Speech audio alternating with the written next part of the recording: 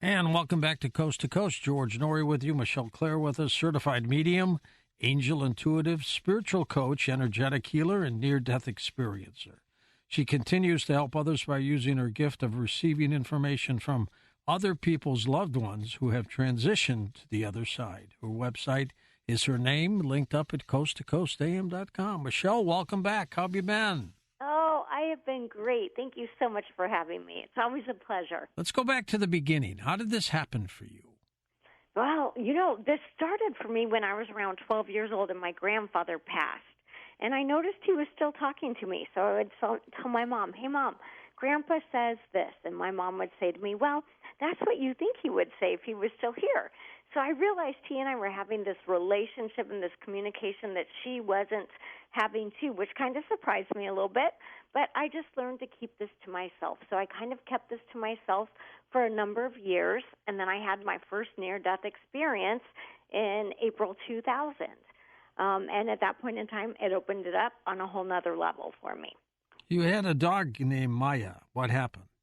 Yes, with my dog Maya, that was actually a shared death experience. So she had lymphoma, and I had the vet come to the house to help, transition her at that point in time. And I was laying on the floor next to her, hugging her, crying her, just being human, not trying to be a medium at all. Right. And at that moment, they administered the anesthesia, and I could feel my mom come in. My mom had already transitioned at this point in time. I felt my mom come in, and I heard my mom say to me, "I have her now." And about 30 seconds later, the vet said, she's gone. And the most beautiful part of this was I could feel her soul very gently detached from her body. So I think a lot of times as people, we wonder, what is that moment like?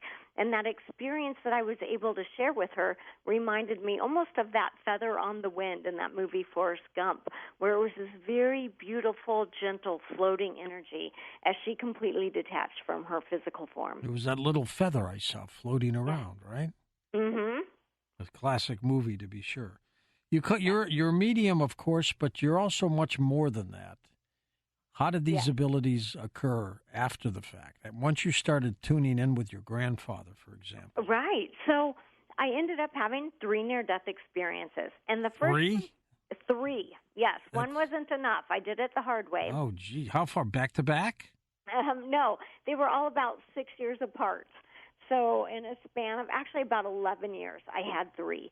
And, and so they were all very different. The first one, I was in the hospital with my sister-in-law. She was having a baby that day. And I was out in the hallway talking to her RN, who happened to be my friend from high school. And I had this massive seizure. And what happens is I don't remember the seizure, but I remember opening my eyes. I am laying with my head in my grandma's lap, and my grandma had passed a few years before this. And I just see her looking at me, and she is the youngest, most beautiful version of herself that I can remember. And as she's looking at me, I start to look around, and I realize that I'm in this, it seemed to be a white room. And although the walls seemed solid, they also were alive, and they were like molecules that appeared to be breathing and moving and radiating this light. And I'm feeling this unconditional love. I'm feeling timelessness. I have no concept of time whatsoever. And I look up next to my grandmother. There is a 12-foot angel standing next to her. Jeez. Yes, she was magnificent. Like, I literally felt sucked into her energy. And so as I was looking at her, the first thing I wanted to see were her feather wings because, I've grown up seeing angels with feather wings my whole life. And they don't all have wings, do they? No, they don't. And not made of feather. She had light radiating out around her. And it was very expansive. It almost seemed to expand across the horizon. And it was just this beautiful light that was moving, iridescent, glowing. And I remember thinking to myself, what is her name? And she answered me in my head. She said, "My name is Madeline, and I'm your guardian angel." I was quite shocked because at that point in my life, I had never heard of telepathic communication. And so I was just like, oh, my gosh, she knows what I'm thinking. And in that moment, what I really realized was that I had grown up Catholic, so I had always believed in angels and saints and that we have all of this help. but the magnitude of how real they are and how they are absolutely there to protect us and help us on our journey, it just came in a whole nother level. Did you ever see the old classic movie, It's a Wonderful Life? I did. Is that real in that angels come down to help us that way? I absolutely believe they can. I think that for us to think that angels can only be energy or these beings with wings or no wings is a limiting belief, because I absolutely believe that they can take a physical form if they choose. That might show up as a human. That might show up as an animal who's comforting someone through a traumatic situation. They absolutely can, shapeshift, for lack of a better word. What does an angel mean to you? It is truly a being of light that is here to support us on our journey. And these are beings that we choose before we come to planet Earth in our human form. Do you accept the Bible about fallen angels? Being raised Catholic, that was definitely something that I heard about. I don't actually see fallen angels. I see different energetic vibrations, just like in humans. We see humans that are vibrating at higher levels. We have Mother Teresa, and then we have somebody who's, a murderer. So there are different vibrational levels, but I wouldn't call them fallen angels. Is there a devil, Michelle? And not that I have ever encountered. I have certainly encountered lower vibrations, but I think we all have to some extent. But I've never encountered something that I would look at and say, this is pure evil, this is the devil. But there is evil. I mean, there's no question about that. Absolutely. In this universe, we have this spectrum of good and bad and amazing and horrible and everything in between. It's all allowed to exist because it comes from a higher source. So some people use the word God, I use source, divine, higher power, whatever you want to say this. It's all allowed to exist because we come to planet Earth to learn from the contrast. So when we are in this heavenly realm, if we want to call it that, where everything is amazing, it's hard to learn because everything's amazing. So your soul will sign up and say, hey, I'm going to take this tour to planet Earth. It'll be maybe 100 years at max, probably less than that. I'm going to learn some lessons. I'm going to experience the contrast, and I'm going to learn, grow, and evolve. What does the spirit world look like? Yeah, well, it's amazing from what I've been told from spirits and from what I've experienced on my own.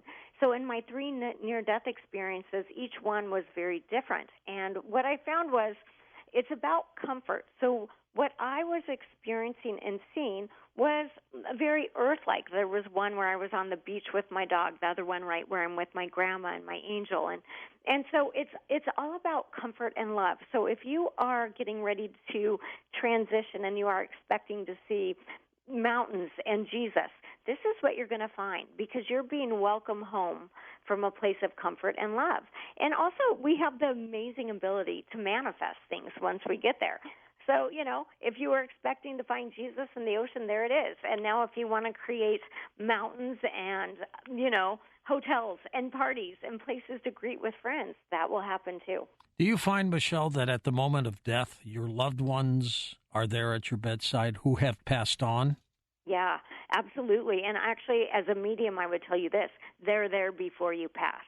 And so I often tell people, and I know this came up a lot with my clients during COVID, where they would worry that their loved one passed or transitioned alone. And I always say this, and this is so true, I cannot say it strongly enough. No one dies alone. Your angels, your loved ones in spirit, your life guides, they all know that you are coming home, and usually they are in the room to help you before you actually completely disconnect from your body. Well, sadly, what if you die in a car crash? You don't die alone? No, absolutely not. You might die what would look like humanly alone. Maybe there was no one else around. But on a soul level, we're never alone. We all have these beautiful spirit teams made of angels, loved ones, and life guides that are working with us every step of the way. So no one dies alone. Is there still that life review at the moment of death? It's not always at the moment of death, is what I've been told from Spirit World. Sometimes when somebody passes traumatically, they almost need a little bit of time to acclimate to where they are, to be like, oh, okay, here's my grandma, here's my angel, I'm loved, I'm safe. And then in those moments when they're ready, the life review will occur. Interesting take on all of that. In this life review, who's the judge? Oh, that's the tricky part. We're the judge.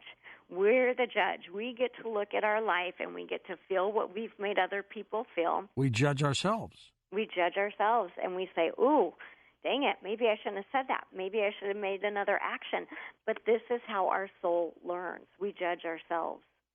In the spirit world, what do we look like anything, or are we just a blob of nothing? We're all of it. So if you want to be a blob of nothing, you can be a blob of nothing. But I will tell you this, if you're looking for your grandma or your mom or your dad when you're transitioning and they show up as a ball of energy, it might be a little harder to recognize them.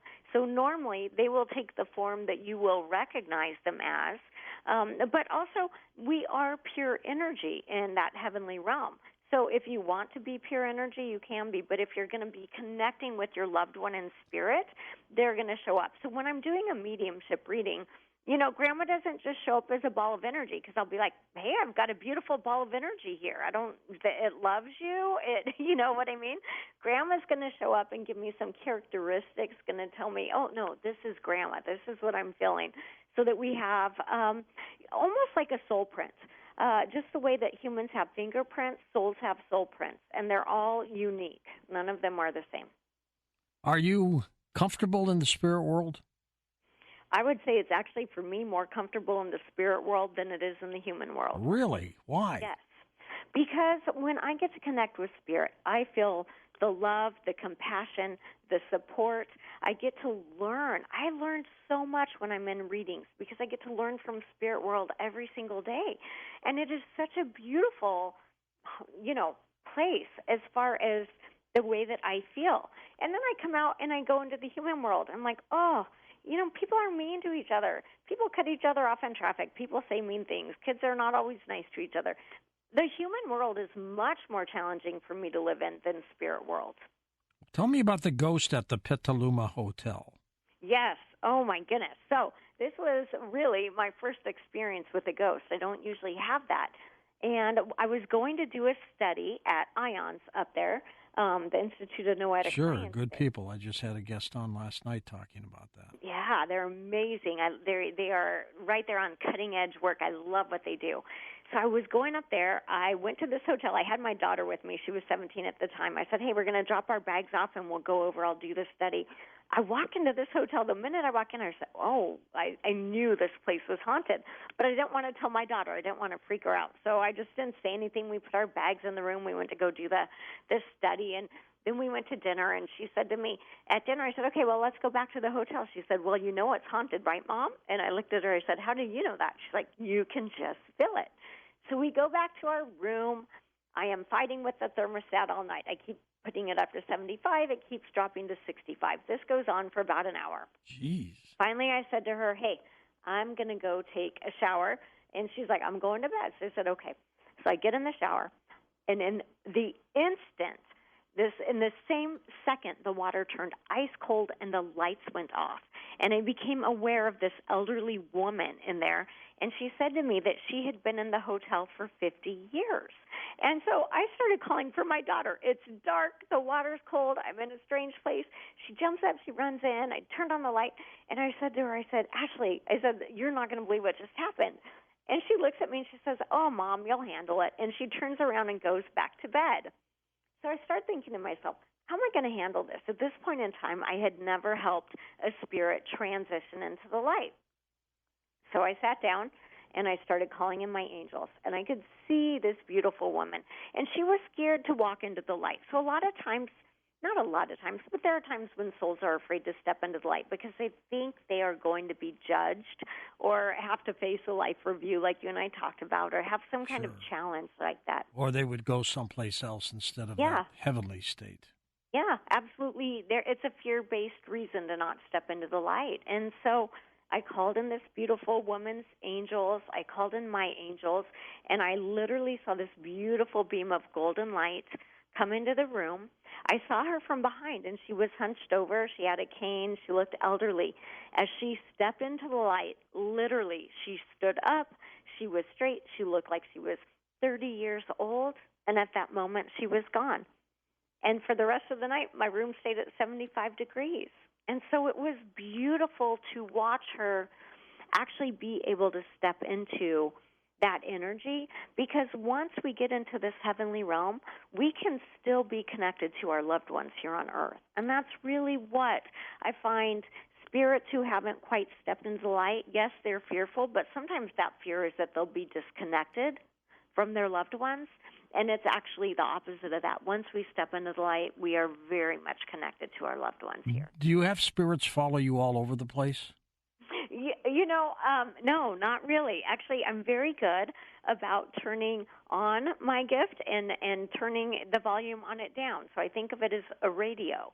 And so if I went to the grocery store and everyone's loved one and angels were talking to me, I wouldn't even get in the front door. So it's really, you'll find a lot of mediums, and I'm sure you know this, are very good at being able to, okay, I'm working, now I'm on. Okay, I'm not working, I'm getting groceries, now it's off. Simple like that. Yeah. You can access it very quickly once you've trained. So I did mentoring for years and training for years to actually be able to get to the point that I'm at with it. But the people that I know that are mediums, we don't ever completely turn it off, but it's like a radio. You can turn the volume down on it, and then when you're in a reading or wanting information, you turn the volume up. Are you a walk-in, Michelle, where spirits can walk into your body?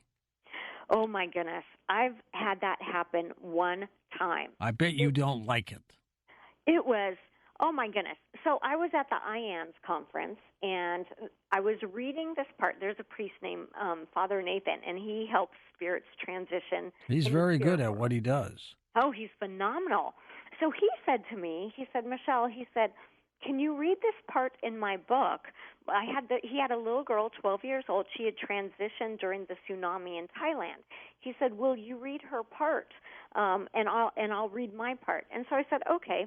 So I was down there at his conference, and right before I started to read her part, I heard her say to me, I want to read my part. She shoved into my body. I had never had this happen. I was nauseous. I was dizzy. I was sweating. But somehow she read her part just fine all the way through. I couldn't even stand, so I had to do it while I was sitting. And then at the end, right before she got out of my body, she said to me, you feel old. And she got out of my body. And I had to go lay down for about 3 hours because it made me physically ill. I bet it did. I mean, that's what really started taking Edgar Casey to task, didn't it? Yes, absolutely. And I don't know how they can do that, because really this one experience that I had physically wiped me out. Well, Michelle, stay with us. We're going to take a short break and come back and chat more with you about the spirit realm and your near-death experiences as well. We'll also talk about what you think about various tools like the tarot cards. And then we'll take calls, readings, questions next hour. And welcome back to Coast. George Norrie with Michelle Clare as we talk about mediumship and psychic abilities as well. Tell me about tarot cards. Do you use them, Michelle? You know, I've never been formally trained with them, but occasionally I will use them, mostly for myself, or if Spirit World is saying, hey, have this person pull some cards.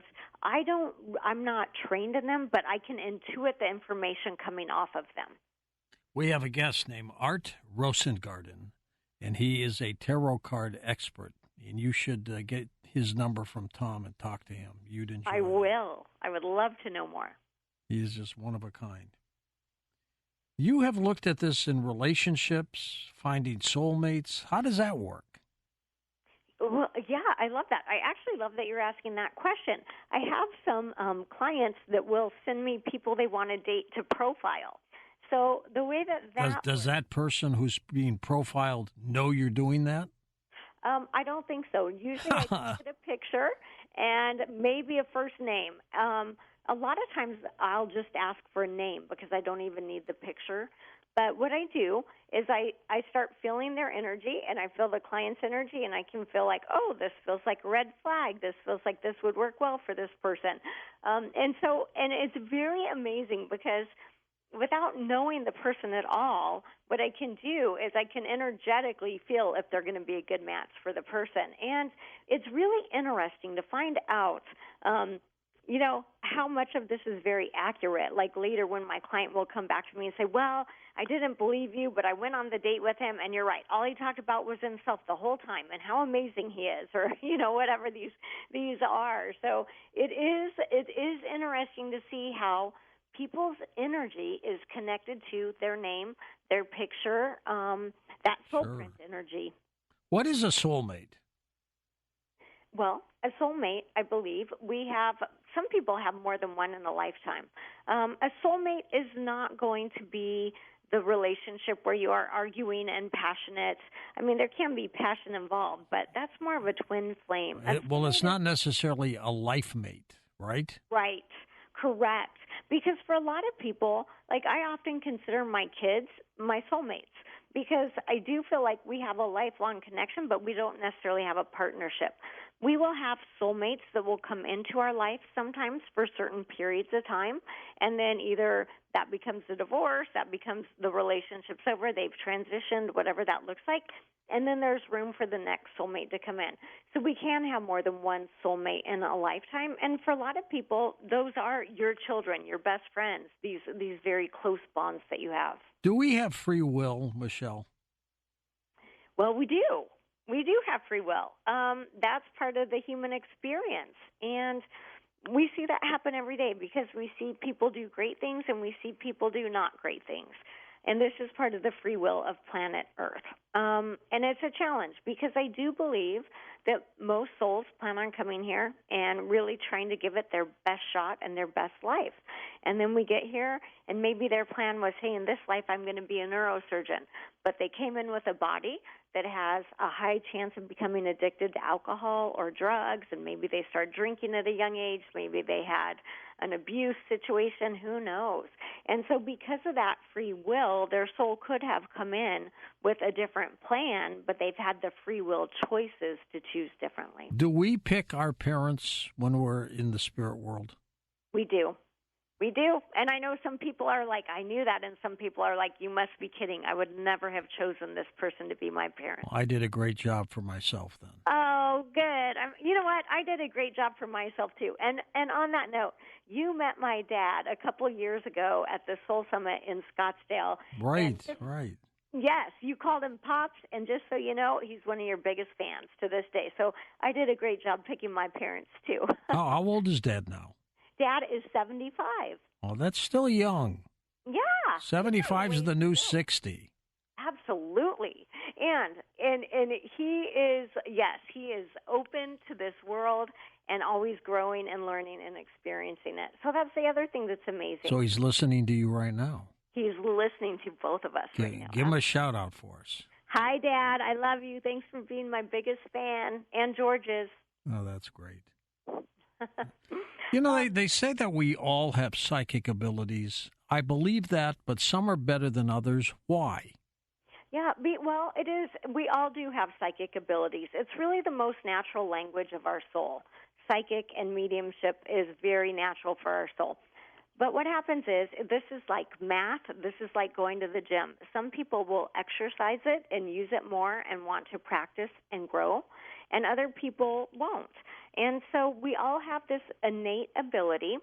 Some people will be able to use it at a very strong level. Other people, won't dig into it. But it's always there. Some people would call it a gut feeling, right? Some people will just say, that doesn't feel right. I'm going to say no to that option. But that really is your intuition and your psychic ability working, but maybe they don't want to call it that. How do psychic abilities react with your pet? Not your pet that's passed on, but your pet that's still with you, alive. Yeah. Well, our pets love that. So one of the things that's really great if you have a pet, it doesn't matter what kind, is we can send them a visual image. So like with my dog, if I want my dog to get up and go outside, I'll actually send her from my mind. I see her standing up and walking out the door. I'll send her that image, and she'll get up and walk out the door. So our pets are very psychic. We've even had studies done, like where they put the camera in the home and say it's 4 o'clock and mom or dad is leaving the office, and the dog gets this psychic kind of ping. Oh, mom's coming home, and they start walking to the door, looking out the window, knowing that their owners are coming. So they are always communicating with us in this psychic or telepathic realm. What are they looking at when they join you? They jump in bed with you, and they seem to be looking around at something you can't see. What are they looking at? Yeah, but they are looking at exactly what you're not seeing. They are looking at your angels. They're looking at your loved ones.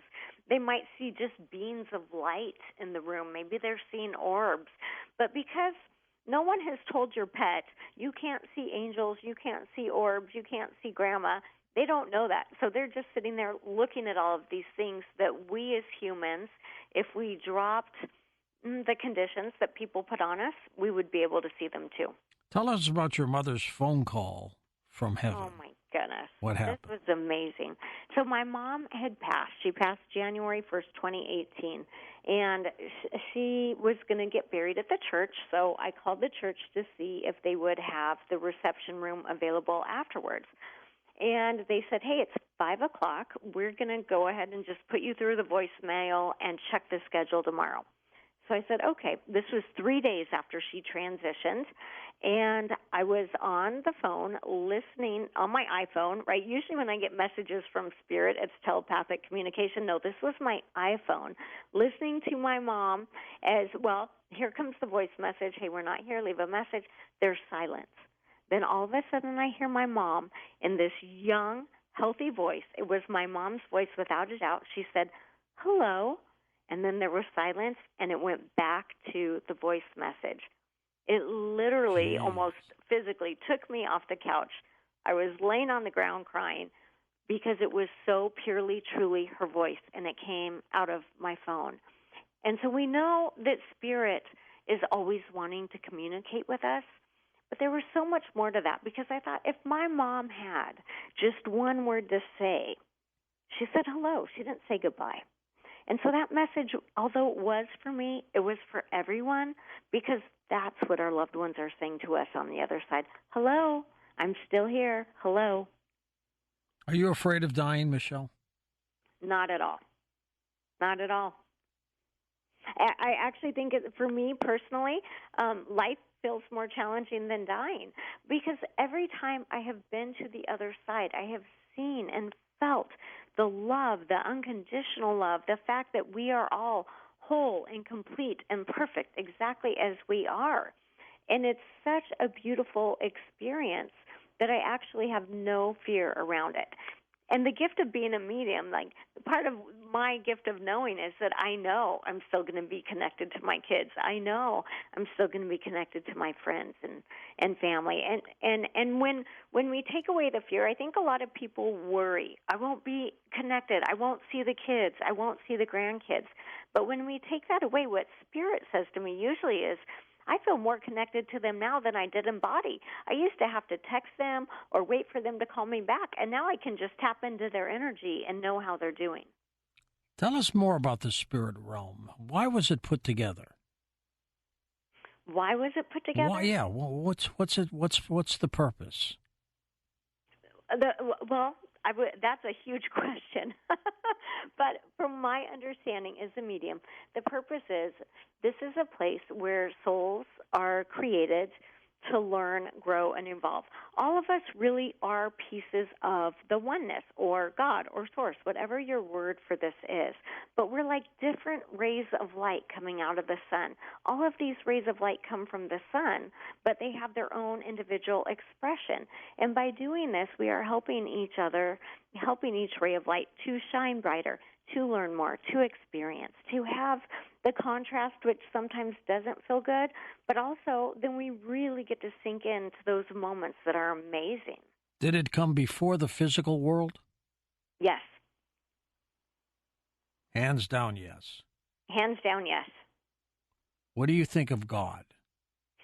Well, I think that the word God, so I do use that word very often just because I was raised Catholic, but I don't see God as a white-haired old man sitting in a throne judging us. I see God more as an energy or a consciousness, if that makes sense. And so is there, in my opinion, a higher power, a higher source? Absolutely.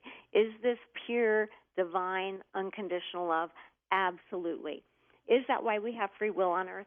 Yes, because this source says, I love you, go play. Go play on planet Earth for 80 years. Go learn the lesson. Go grow. Go evolve.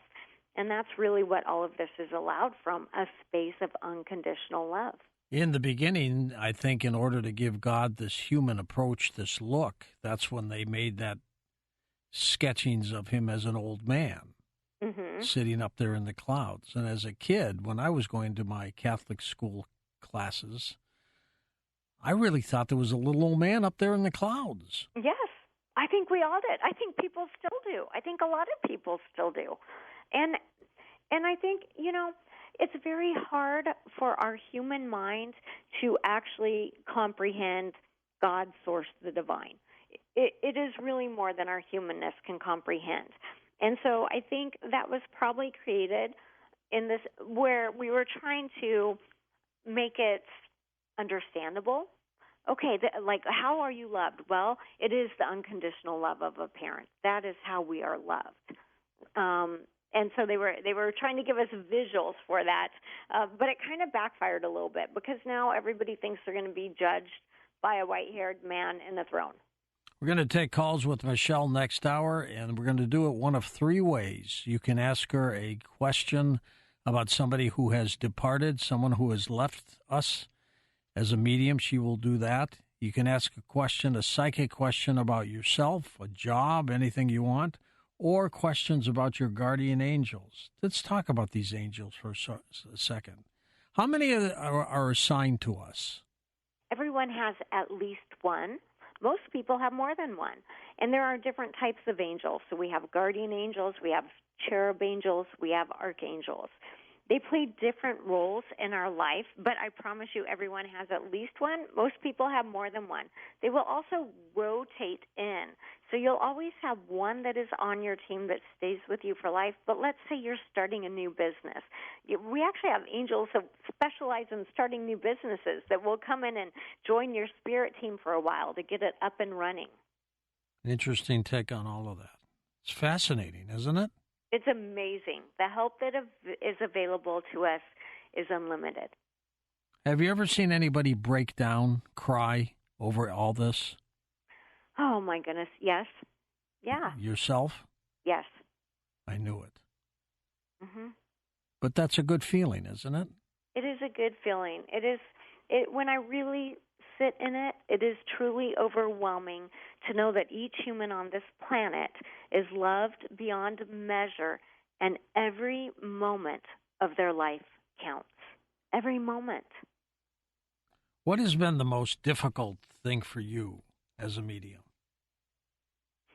Well, there's a couple things with that.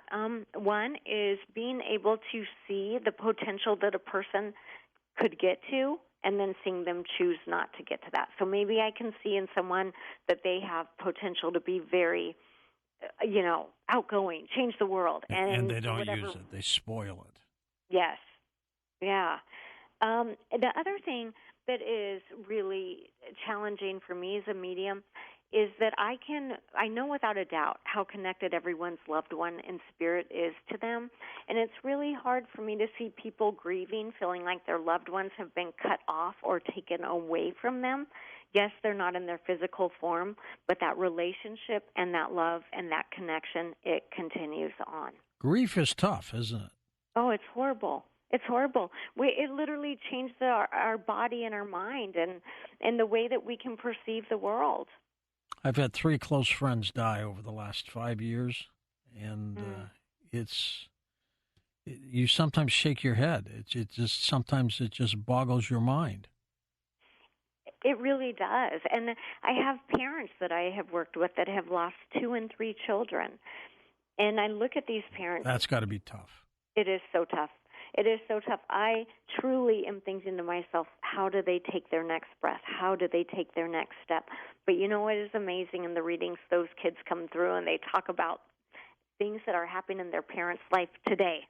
And they are proving to them that I am still connected to you. I am still right here. We are still in a relationship. Michelle, we're going to take a short break and come back and take an hour of phone calls with you next.